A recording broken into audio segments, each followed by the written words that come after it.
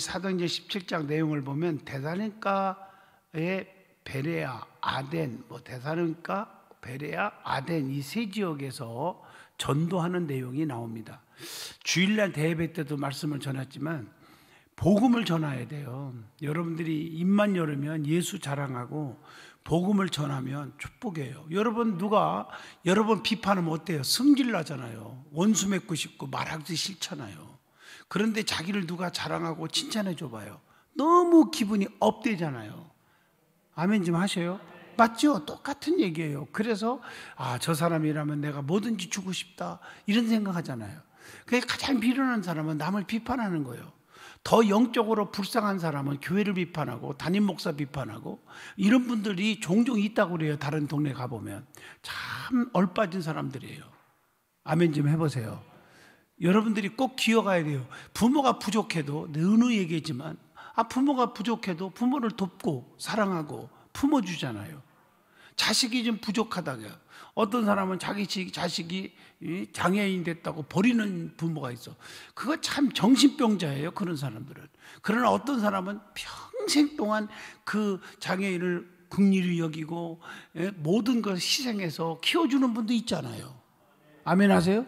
그게 똑같은 거예요. 목사도 부족하고 성도들도 부족하다고 해서 서로 미워하고 또 험뜯고 그러면 안 돼요. 이해하시면 아멘? 그러니까 칭찬을 아끼지 말란 말이에요. 근데 우리 예수 믿는 사람, 예수님 때문에 우리가 복 받은 게 얼마나 많아. 그 중에 가장 평생 갚아도 갚을 길 없는 은혜가 뭐예요? 예수님이 나를 위해서 십자가에 죽으셔서 그를 믿음으로 제사함 받아 구원받게 하신 거. 이건요, 돈 억만금하고도 바꿀 수 없는 진리요, 억만금하고도 바꿀 수 없는 주님의 은혜란 말이에요. 그 은혜를 생각하면 우리가 절대로 불평할 수 없고 원망할 수 없고 따질 수 없고 재볼 수 없고 미워할 수가 없는 거예요. 그래서 입만 열으면 우리 예수님을 자랑하고 살아야 하지 않겠나. 그게 뭐예요? 전도예요. 그렇죠? 이제 이해가 되시나고요. 그래서 주일날도 복음 전파하라. 때를 얻든지 못 얻든지 복음을 전하라. 사마리아와 땅끝까지 증인이 되라. 여러분들이 조그마한 예를 들어서 손수건 하나 사더라도 예수 믿습니까? 한마디 못 물어봅니까? 그러면 대부분이 어릴 때는 다녔다. 또 결혼하기 전에는 다녔다. 여기 또 조금 더 가까운 사람은 교회 여기 직장 여기 나오기 전까지는 다녔는데 이런 얘기를 거의 해요. 저는 한 번도 예수 믿냐고 안 물어본 적이 지금까지 없어요. 뭘 하더라도 생수 하나를 사더라도. 아멘 하시죠? 그 전도할 수 있는 별미를 주는 거. 저 사람 믿을 가능성 있는가 없는가 이런 것이 탁탁탁탁 나와요. 이해가 되시죠? 여러분들이 가슴 속에 이 복음의 열정이 없다면 그건 아직 믿음이 약한 거예요. 그래서 입만 열으면 예수 자랑, 오직 예수. 이게 중요하죠. 그래서 오늘도 이 암빌볼리와 아볼로니아와 데살로니가의 지역에 전도하는 내용이 17장에서 기록되어 있어요. 그래서 사도행전 17장에서는 특별히 돋보이는 것은 어떤 사람들이 얘기가 나오죠? 베레아라는 말 따라합시다. 베레아라고 하는 사람들이 얘기가 나옵니다. 베레아. 이들은 바울이 전해준 그리스도에 관한 복음을 듣고 그 복음이 어떻게 하겠어요? 읽어오신 분 뭐라 했어요? 이 복음을 들을 때 과연 이게 뭔가 성경적인가 확인하기 위해서 성경에 없는 얘기를 하는 건지 저 사람이 성경에 있는 얘기를 하는 건지 굉장히 중요한 겁니다. 이거.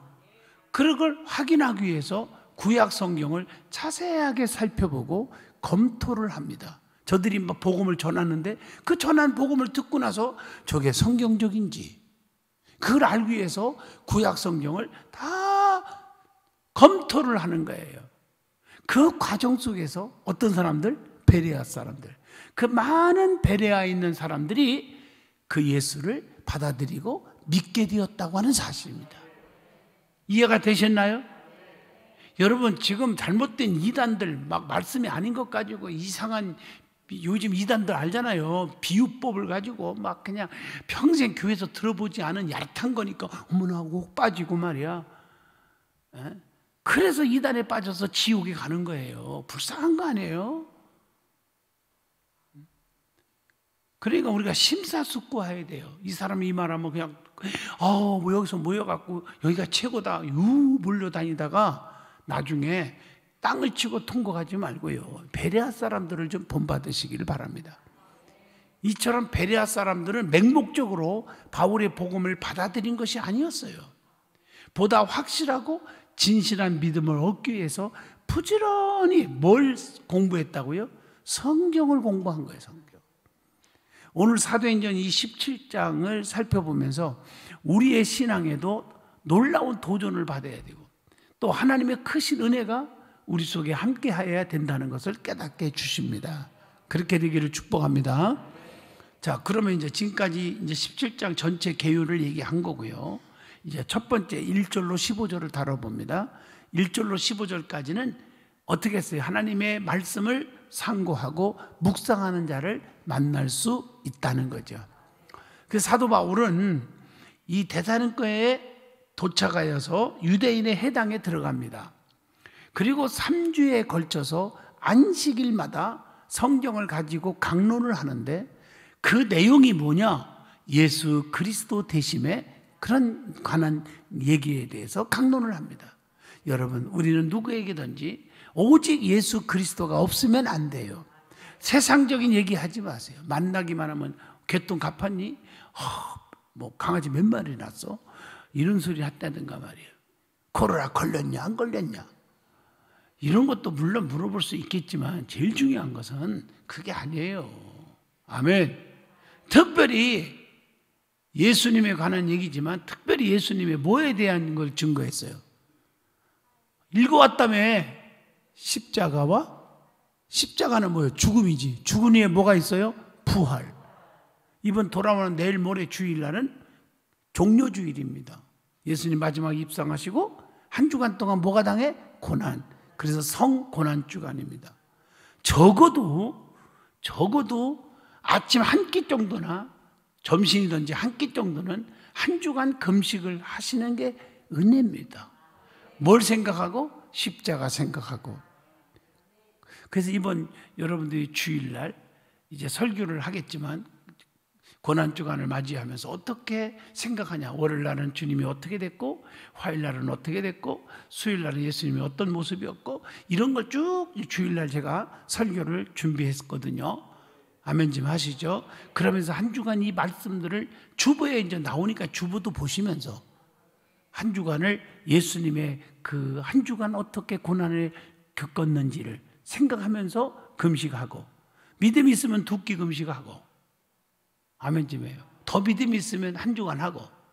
저도 금식 오늘 끝났는데 또 고난주간을 맞이해서 이제 해야죠. 저도 이제 너무 힘들어서 6kg 빠졌어. 그래서 3끼 금식은 못할 것 같아요. 보식만 해야지. 아멘 하시죠. 여러분 하세요. 하시라고요. 금식하시면서 주님의 십자가를 생각하란 말이에요. 그럼 남의 절대 남 얘기 못해요. 주님의 그 사랑에 나 같은 죄인 중에 괴수 같은 나부터 시작해서요. 나를 어떻게 용서해 줬잖아. 주님이 이해하셨어요? 나를 붙잡아 주셨잖아요. 여러분도 마찬가지예요. 그 십자가의 사랑 앞에서 우리가 기도해야지 않겠나 하는 생각합니다. 그리고 나서 한 주 후에 사망 권세 깨뜨리시고 주님 다시 사셨어요. 주일날. 그 부활이죠. 이 십자가와 부활을 증거했다는 겁니다. 그래서 이 복음의 핵심이 십자가 부활이에요. 예수님의 죽음과 부활입니다. 아멘. 이때 진리를 사랑하는 헬라 사람들, 그 헬라인들이 얘기 나오는데 이들은 때묻지 않는 귀부인들인데 말씀을 받고 믿게 되었다. 4절이에요. 자, 이 사람들은 헬라 사람들은 아주 귀한 사람들로 여겼어. 그 당시에 그 사람들도 변화가 된 거죠. 밤이 되자 그들의 신자들은 바울과 누구를 또 바울과 바울하면 딱 따라오는 게 있죠. 실라. 바울과 실라를 곧바로 어디로 보냅니까? 베레아로 보냅니다. 베레아 사람들은 데살로니가 사람들보다 더 뭐 했어요? 고상한 성품을 가진 사람들이었다고 했습니다. 그들은 바울과 실라의 말을 열정적으로, 설교를 들을 때는 어떻게 해야 돼요? 열정적으로 들어야 돼요. 열정적으로 받아들였고, 사도 바울이 그 한 말이 사실인지를 알아보려고 11절에 아까 얘기했죠. 서론에서 날마다 뭘 연구했다? 성경을 연구했다. 결국 이런 상황 속에서 믿는 사람들이 날마다 어떻게 해요? 많이 생기가 된 거예요. 예수 믿는 사람이 막 더 많아지는 거예요. 그래서 말씀을 형식적으로 받고 상식적으로 넘기는 사람들은 믿음이 견고한 사람이 되지 못하는 겁니다. 말씀을 간단히, 그러니까 간단히 아니라 간절하게, 말씀을 사모하면서 간절하게 마음으로 받고 그 말씀을 날마다 묵상하는 자야말로 진실하고 내면적인, 속이 건강한 신앙을 가지게 되는 거예요. 우리는 내면적인 신앙이 중요하지요. 외형적인 형식적인 신앙, 내가 직분이 뭔데, 내가 뭐 교회를 몇 년 다녔는데, 내가 성경을 몇 장 읽었는데, 이런 외형적인 게 중요한 게 아니라 내면적인 건강한 신앙, 그 말씀을 통해서 내가 교만한 자가 겸손해지고, 미련한 자가 지혜롭고, 미워하는 자가 사랑하게 되고, 남을 헛뜯는 자가 관용하고 용서할 줄 알고, 이게 건강한 신앙 아니겠습니까? 그걸 가지게 됐다는 거죠. 그리고 그러한 삶 속에서 많은 뭐를 맺게 되었어요? 열매를 맺게 되었다. 그렇다면 질문 하나를 던져봅니다. 나는 하나님의 말씀을 얼마나 묵상하고 살고 묵상하면서 살고 있느냐 하는 질문을 던져보게 됩니다. 자, 두 번째는 16절로 21절입니다. 자, 복음에 대한 아덴 사람들의 태도를 보게 되죠. 여기서 아덴은 지금은 아테네 들어보셨죠? 그 아테네는 학문의 도시입니다. 또 헬레니즘의 발상지고 철학의 본고장이에요. 그래서 아덴에서 그 3대 철학자 아시죠? 소크라테스, 플라톤, 아리스토텔레스. 나 중학교 1학년 때 배웠는데 그 사람 등등 많은 유명한 철학자들을 배출한 고장이 어디라고요? 아덴이었습니다. 이해가 좀 되시나요? 이곳에 복음 전투 사령관이 있었어요. 누구요? 바울이 나타난 겁니다. 그 속에 인간의 지성과 이성을 최고로 삼는 철학의 본고장 아덴이라는 곳이지만 그곳에는 뭐가 가득했어요? 읽어오신 분 힌트 줄게. 힌트. 아브라함이 갈대우를 떠났어. 왜? 우상이 득실거려. 우상이 가득한 곳이 아덴이에요. 사람들은 이 아덴을 지혜의 거처요, 사랑의 어머니요, 예술의 요람이라고 떠들어댑니다. 그러나 결국 하나님을 떠나 세상의 자랑에 사로잡힌 사람들은 무엇이 옳은지를 분별하지 못하는 삶을 살아가게 되고 또 그것을 인해서 점점 패역한 삶을 살 수밖에 없는 것입니다. 아무리 똑똑하고 지성인이라고 할지라도 또 문명이라고 해도 하나님을 믿지 않을 때는 그는 우상 숭배자가 되고 만다는 것을 기억해야 돼요. 로마서 1장 23절을 여러분들이 참고하시면 됩니다. 지금 인간의 지혜의 가장 중요한 처소라고 하는 아덴에 어둠이 더했고 우상 숭배가 성행하고 사탄이 거침없이 날뛰며 사람의 마음을 몰아가고 있었다는 것입니다. 이것을 본 누가? 사도 바울이 어떤 태도를 이게 사도 바울의 이 태도가 이것을 보고 어떠했냐는 거예요. 16절에 나오죠.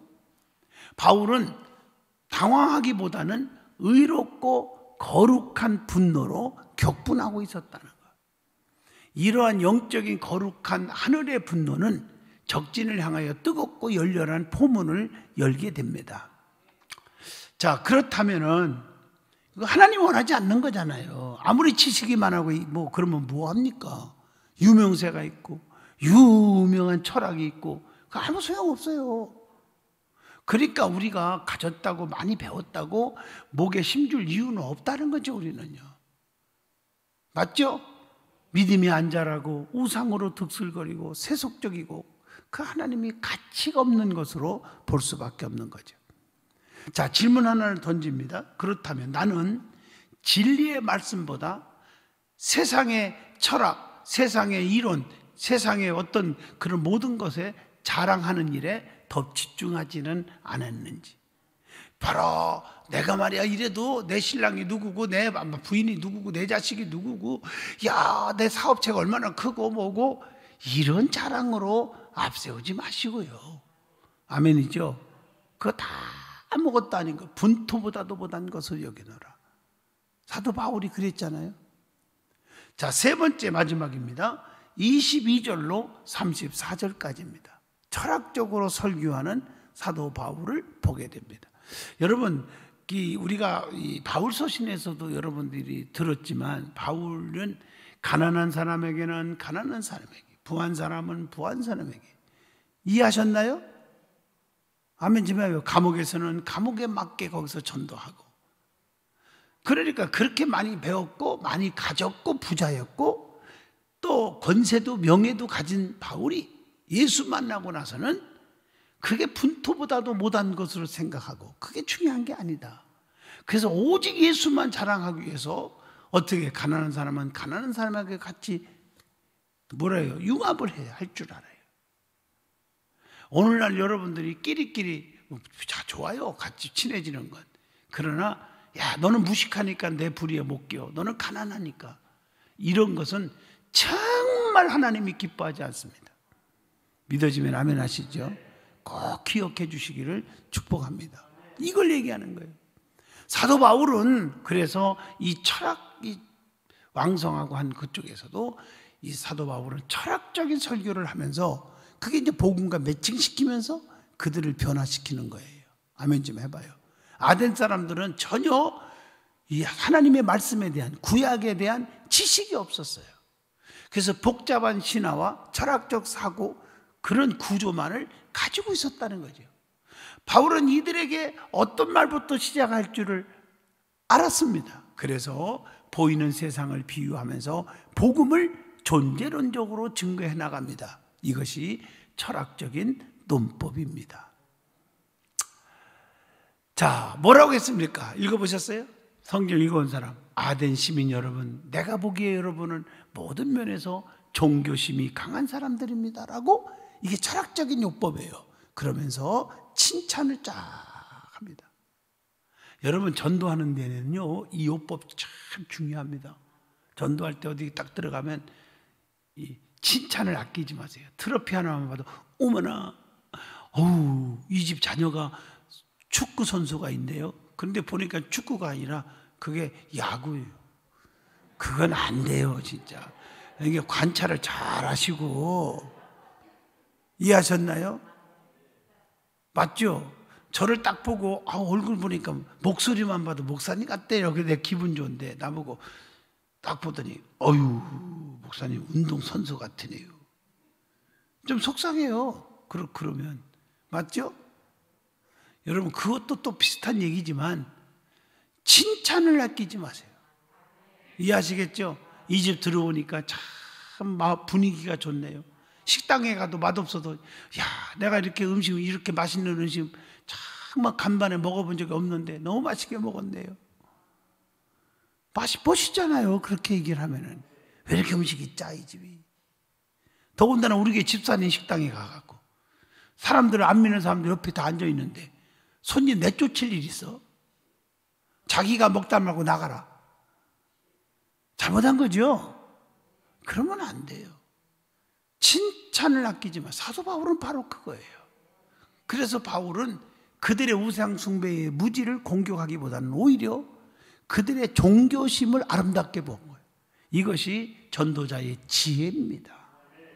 그러나 성경 말씀에 기초한 설교는 아니죠, 물론. 그래서 마음을 열게 우선 한 거예요. 그러면서 바울이 증거하는 하나님은 하면서 이제 나오는 거죠. 우주와 만물을 지으시고 다스리시는 주인이시며, 24절에 그랬죠. 그리고 25절까지 읽어보세요. 손으로 지은 집에 거하지 않으며 만민에게 생명과 만물을 주시는 분이 하나님이십니다. 이해가 되시면 아멘 하십시오. 이렇게 증거를 한 거예요. 그러니까 온 인류와 민족을 한 가족으로 지배하시는 거예요. 26절. 그리고 인간은 모든 하나님의 피조물이다. 29절에 그렇게 말하죠. 이들 인간의 가장 큰 죄악은 인간 스스로가 만든 것을 숭배하는 일. 이게 참 어리석은 거예요. 죄악이다. 그리고 더 큰 죄악이 있는데 예수 그리스도의 부활을 믿지 않는 일이다. 예수님은 죽었지만 그분이 예언한 대로 사흘 만에 다시 살아나셨다. 아멘 하시죠. 이겁니다. 바울은 이런 말들을 전하고 거기서 이제 떠납니다. 이때 바울이 전한 말을 믿고 바울을 따르게 된 사람이 몇 사람이 있었습니다. 그게 누구라고요? 아레오바고 시의회의 의원인 디오누시오와 다마리아다. 맞죠? 다마리아라는 사람인데, 여자와 그리고 그 밖에 몇 사람들이 있었다. 이렇게 성경에 기록되어 있어요. 바울이 그런 말씀을 듣고 이렇게 듣고 믿는 사람들이 생기기 시작하는 거예요. 자, 우상땅지가 아주 우글거리고 철학과 지식으로 아주 교만했던 그 도시에 바울이 이렇게 지혜롭게 말씀을 전하면서 했더니 열매를 맺게 되었다. 자, 그러면 질문 하나를 던집니다. 나는 복음을 어떤 방법으로 전하고 살았습니까? 하는 질문. 그냥 무조건 예수 안 믿어 그러면 내가 내가 안 믿어 말아라 지옥 가려면 그러고 나와야 됩니까? 전도하다 보면요 핍박도 받아요. 예? 저 자식 할 일 징그럽게 없네, 아주 놀고 먹나 봐. 뭐 이러면은요, 자식아 내가 너한테 밥 달라겠니? 안 되는 거죠.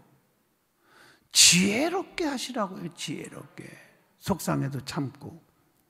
결론적으로 말하면 사도 바울은 아덴 시내를 돌아다니다가 목격한 알지 못하는 신에게라고 새긴 단에 대해서 언급을 합니다. 아시죠? 들었죠? 알지 못하는 신, 그들에게 가르쳐 주겠다고 했어요. 그 알지 못하는 신이 뭐냐?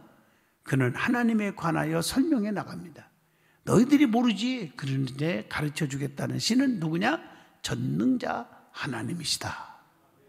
자, 사도 바울은 방문한 도시의 관습과 환경에 따라 거기에 적당한 그 환경과 분위기, 여건, 여기에 따라서 적당한 서론을 구사하였고 결국은 하나님과 그리스도의 고난과 부활로 연결시켰습니다.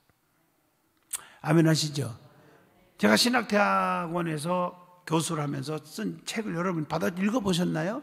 손 들어봐 읽어보세요. 정말 도움이 됩니다. 처음엔 좀 딱딱할 거예요. 여기서 내가 딱딱하게 우리 교회에서 그렇게 설교하면 들을 사람 별로 없을 거예요. 신학생들은 신학생들에게 맞게, 교회 안에서는 교인들에게 맞게 이렇게 전하는 거 아니겠습니까? 할렐루야. 자, 이 같은 바울의 전도법을 우리가 참고 삼아서 어느 자리에서건 누구를 만나건 참된 진리를 잘 전하시기를 축복하고 전도의 증인들이 되시기를 축복합니다. 지금 이 코로나 팬데믹 속에서 여러분들이 정말 복음으로 그들을 위로하고 전하면요 잘 먹혀 들어갑니다. 우리가 믿을 자는 하나님밖에 없고 세상에 그 하나님을 통해서 위로가 되고, 그러니까 하나님 믿읍시다. 나도요 우울하고요. 누구는 우울하지 않은 사람이 어디 있습니까? 다 우울하죠. 그런데 내가 힘들어도 시간 내서 교회 가서 기도하고 예배를 드렸더니 이게 사라지고 위로가 됩니다. 한번 나와 같이 교회 나와 보세요. 얼마나 멋있냐고요. 두 손 들고 아멘 해봐요. 할렐루야. 이게 데살로니가, 베레아, 아덴에 대한 얘기를 여러분에게 전했습니다. 기도합니다. 거룩하신 하나님, 오늘도 은혜 주셔서 감사합니다. 사도 바울과 같은 복음의 열정을 주시옵시고 지혜를 주시옵소서. 예수님 이름으로 기도합니다. 아멘.